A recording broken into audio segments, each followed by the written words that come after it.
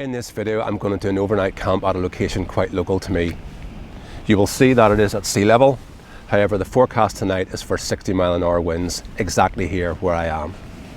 I'm going to set up my Hilleberg AKTO, and in the morning I've actually got a spare bit of equipment, and that equipment is my Hilleberg Soulo. And I'm going to set up to probably about 6 or 7 o'clock in the morning. I'm going to look at the AKTO versus the Soulo and how they perform in these types of conditions. I have some other pieces of equipment with me too, and I'll share those with you later on during the video.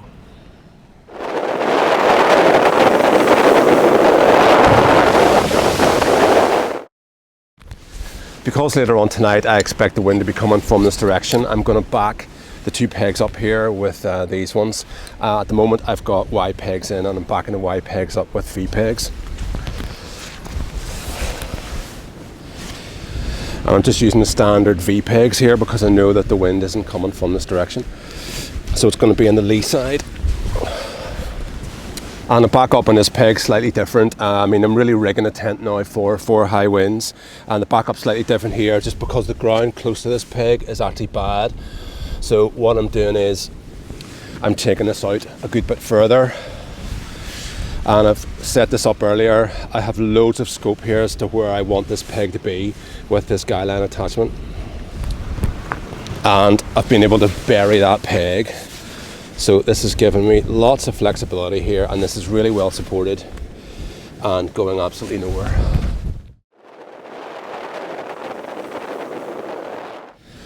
I said earlier on today that I was going to discuss some of the equipment that I've brought with me tonight. First up, this is just a LED Lenser 87R signature headlamp. I've just got this a couple of days ago, and I'm doing a bit of a preview on it tonight, so look out for some boom shots later on, and then in a couple of days I'll be putting a full review of this head torch up on my channel.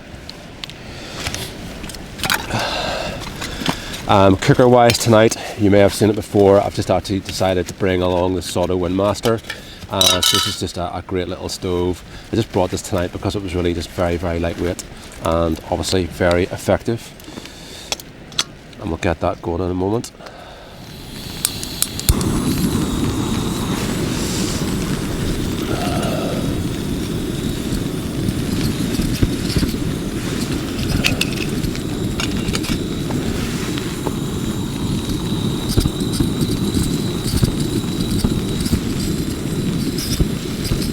It's a good wee test for the Windmaster tonight. It's getting a bit of a breeze here from the sea at the moment, but it'll not take too long to boil up this water, I'm sure.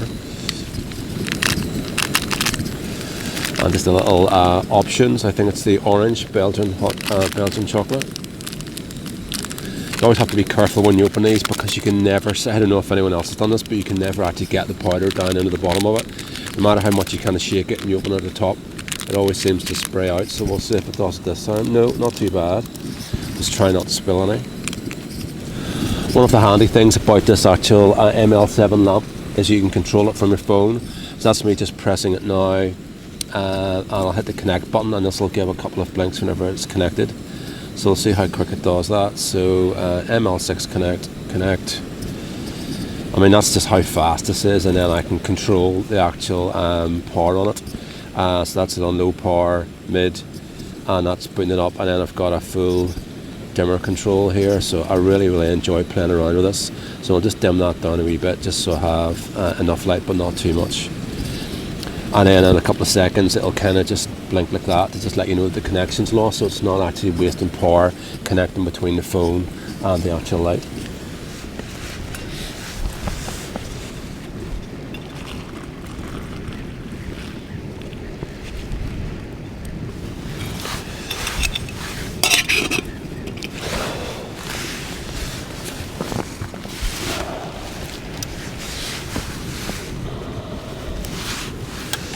And really just at the moment I'm just stirring this away from the footprint of the tent just in case I spill any, because it's actually quite full, as you can see. So time-wise now we're 11:30, so I'm going to do a couple of things. I'm going to go out and take a wind speed measurement with my Kestrel 1000. The tent is sort of kind of like popping and cracking quite a bit.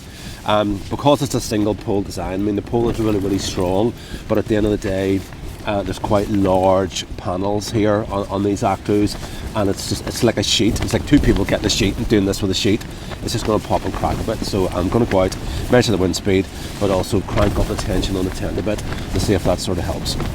So at the moment I've just tensioned up some of the guy lines here.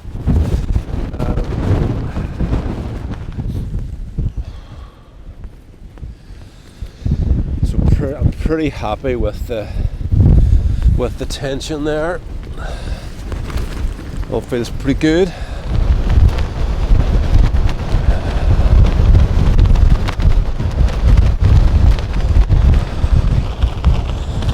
So wind speed at the moment 24 knot. I mean, it's a long way off the forecast. The forecast at the moment is about 40. The problem with doing this is that it's hard to stand outside for long enough to get the maximum gust. You know, I mean, I'm only going to sample this for a minute, you know, maybe a minute and a half, 2 minutes maximum.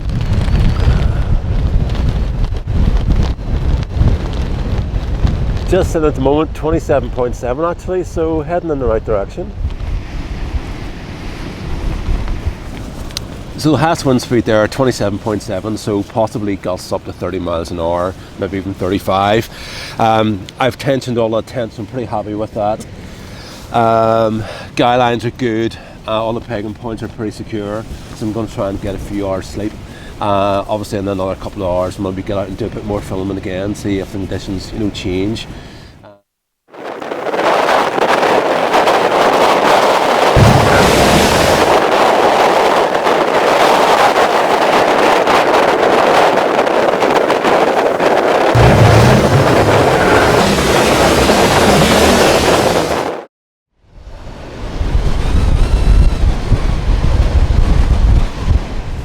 Here we are this morning. I'm ready to set up my AKTO and Soulo.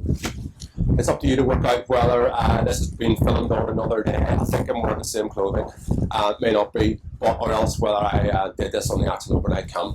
But anyway, the purpose of this is to show you how to set the tents up in high wind. I just measured the wind at 21 miles per hour. Unfortunately, it's meant to be 40 miles per hour, so it's a bit less than what I had before. But this is quite detailed, so we'll set up the AKTO first. Then the Soulo, we'll look at the setup, and then we'll start talking a little bit, and we'll conclude about how the tents perform in the high winds. Pole choice today, I actually have a 10mm pole which I'm going to use. This is a pole that I actually purchased separately as an extra to the 9mm. So the 10mm here is the silver, and what I'm going to do is actually just pop it up as well at some point, hopefully, with the gold plate, which is 9mm. See if we can see any difference. 20 odd mile an hour winds, probably not, but you know, we'll give it a go anyway.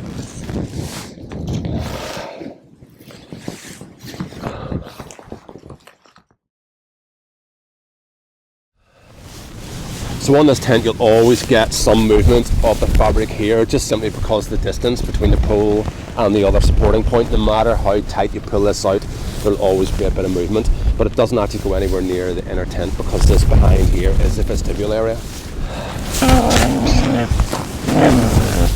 The Soulo here is just a matter of assembling poles, inserting them in the short pole sleeves. So 3 poles to do that, red one goes in at the end. Now it's just a matter of sorting out the guy lines and clipping the tent from the ground up. So at the moment the wind is just blowing over the top of the tent. And once the guy lines are all out, you know, the tent is held very, very stable and the poles are well supported.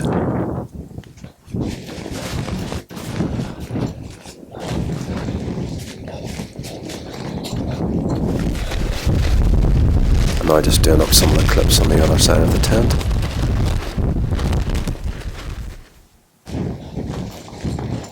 And finally just doing the clips right up to the top.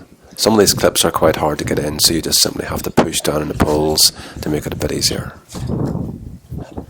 And finally just securing the vent cover.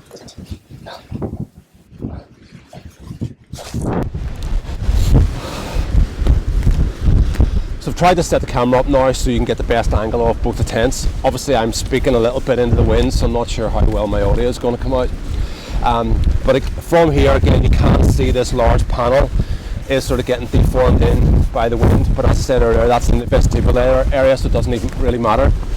And the Soulo just does look, you know, there's no doubt it just does look that bit more stable. This pole really doesn't move, and down at the rod at the end, very, very stable too, but because of this large amount of unsupported fabric, and you can see here that this is actually getting pushed down pretty much on top of the inner tent now, whereas in the Soulo there's just really no deformation at all, because it just is so solid. But you know, you do have 3 poles supporting the main structure as opposed to 1 on the AKTO.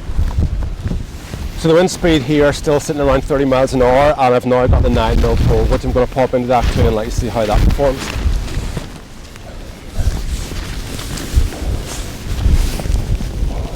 So some thoughts on the 2 different poles.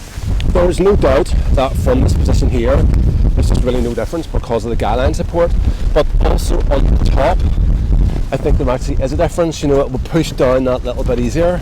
So the 10mm pole definitely has that advantage. And as far as I'm aware, I can remember there's only like about a 52 odd grams difference in the 2 poles. So for me, definitely worth doing it. I'm not going to double pole it because I think under these conditions that's a bit much. But a 10mm pole and a 9mm pole, let's just see a comparison of those. So land now in the Soulo, and again the audio here is coming from the tent. The winds have picked up to sort of 30 miles an hour. So I don't notice a massive amount of difference. You know, the roof vent on this does flap and the panels still do flap a little bit. So certainly up to 30 miles an hour, not really a massive difference. But what I'll do is I'll nip across into the AKTO and you can kind of judge for yourself relating to the sound volume.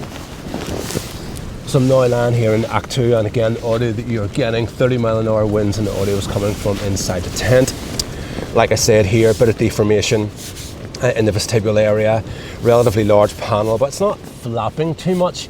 The Soulo actually, because the panels move a bit tighter, it actually vibrates, so it nearly makes as much, if not even more noise. So with winds like this, I don't see a massive difference in the noise in the 2 tents, as I said, in around that 30 mile an hour wind. You can definitely see this is pushing, the wind is pushing this fly sheet here down on top of the inner. I do have this pulled out pretty tight. I probably wouldn't really like to take it anymore, but you can see that that's sort of happening, you know, there. Hello? I know I've got some company. Hello? You're caught? So now coming down to my final thoughts. Soulo or AKTO. Obviously the AKTO has a significant weight difference or benefit, being 1.7 kilograms against the Soulo's 2.4. The Soulo is definitely more stable.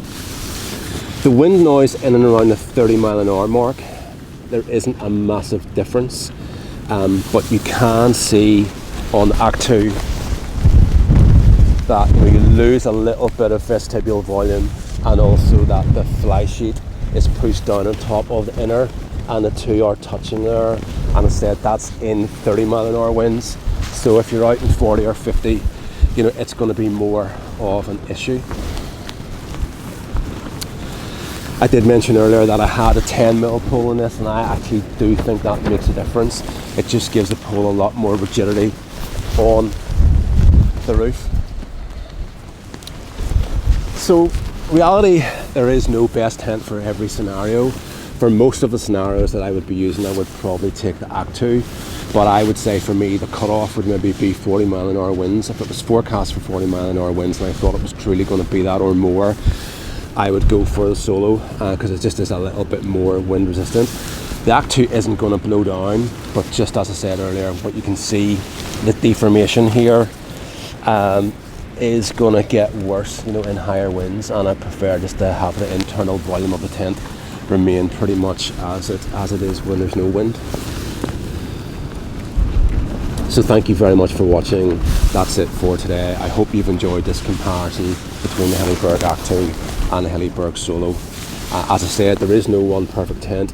It just depends on the conditions that you're going to be out in, and I'm lucky enough to have 2. For me, if it's over 40 mile an hour winds, I'll be taking the Soulo. If it's less than 40 mile an hour winds, I'll be taking the AKTO.